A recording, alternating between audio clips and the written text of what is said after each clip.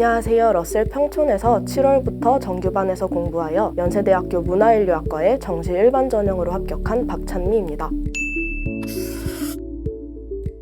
여러 학원을 찾아보던 중에 러셀이 관리가 체계적이라는 이야기를 들었고, 무엇보다 모의고사 등급 합에 따라서 할인을 받을 수도 있어서 러셀을 선택했습니다.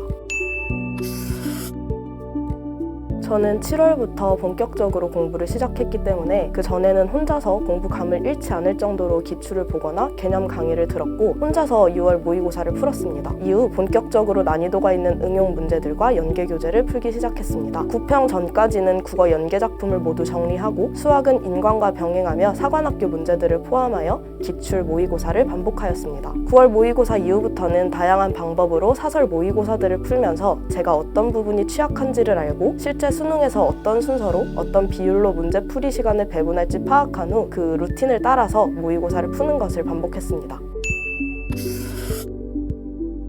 국어는 언어와 매체를 선택했습니다. 현역 때 가장 부족하다고 생각했던 부분이 비문학이어서 메데프, 퀄 모의고사 등 사설 모의고사와 리트 지문까지 우선 많이 풀어봤습니다. 그리고 풀었던 비문학 지문의 모든 문제 선지에 해당하는 근거를 각각 찾아서 형광펜으로 밑줄을 긋는 식으로 오답을 했습니다. 문학에서는 시간을 줄이기 위해서 기출 지문들을 한 문제씩 시간을 재면서 풀었고, 언매 개념과 수특, 수완 등 연계 교재를 단권화해서 틈날 때마다 읽으면서 까먹지 않도록 노력했습니다. 수능 직전에는 스스로 언매 15분, 문학 20분, 비문학 40분으로 나눠서 순서 그대로 시간을 맞춰 모의고사를 푸는 걸 반복했고, 시간을 지키지 못했거나 제가 문제를 틀렸으면 피드백을 스스로 하면서 무엇이 부족했는지를 즉각적으로 고치려고 노력했습니다. 수학은 확률과 통계를 선택했습니다. 처음에는 개념부터 다시 차근차근 강의를 들으면서 문제를 풀었고, 다양한 문제를 풀기보단 기출과 킬러 문제를 완벽하게 숙지하는 것에 중점을 두고 공부했습니다. 특히 러셀에서 나눠준 수학 노트를 적극 활용해서 제가 틀린 문제를 오려 붙이고 그 옆에 풀이를 적어서 그 노트를 처음부터 끝까지 한 4번 정도 반복해서 풀었습니다. 메데프, 그리고 월간 장영진 등 다양한 사설 모의고사들을 풀면서 시간을 맞추어 문제를 풀고 어떻게 하면 적절하게 시간을 배분할지를 고민했던 것 같습니다.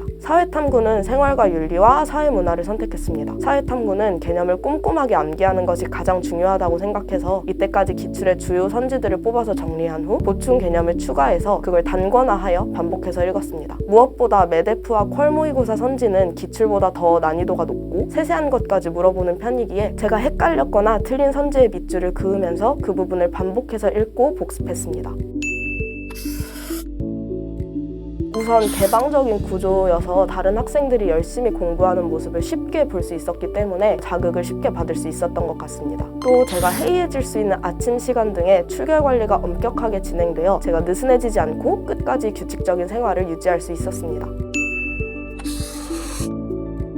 저는 러셀에서 진행되는 메데프와 퀄 모의고사 같은 모든 사설 시험은 다 참여하는 것이 좋다고 말씀드리고 싶습니다. 끊기지 않고 다양한 문제를 접하고 시험의 감을 계속해서 유지할 수 있어서 좋았습니다. 무엇보다 시험 이후 나눠주시는 분석 자료를 통해서 제가 어느 정도 수준인지 알 수 있었습니다. 또한 모의고사 이후 총평 적기를 해보면서 스스로 부족한 부분을 쉽게 알 수 있었고, 또 제가 혼자 푼 사설 모의고사에도 똑같은 형식으로 스스로 피드백을 적용해볼 정도로 저에게 아주 도움이 되었습니다.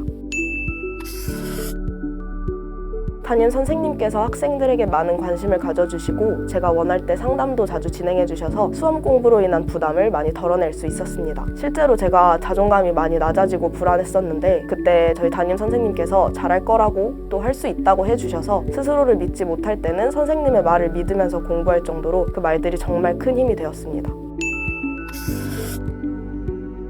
저는 7월 직전까지 반수를 할지 말지 오랜 고민을 반복했습니다. 그때 저는 스스로 아무것도 안 한다면 오랜 시간이 지나도 저의 행동에 후회가 남을 것이고, 일단 뭐라도 한다면 상황은 어떻게든 변할 것이라고 생각하고 다시 도전할 용기를 냈습니다. 작년에 제가 지금의 저의 모습을 조금도 예상 못했던 것처럼 사람 인생은 아무도 예상할 수 없는 것이라고 생각합니다. 인생을 살면서 실패가 올 수도 있고 성공이 올 수도 있지만 그 찰나에 안주하고 너무 깊이 빠져있기보단 더 멀리 감히 예상하지도 못할 내년, 내후년에 달라질 나를 생각하며 나아갔으면 좋겠습니다.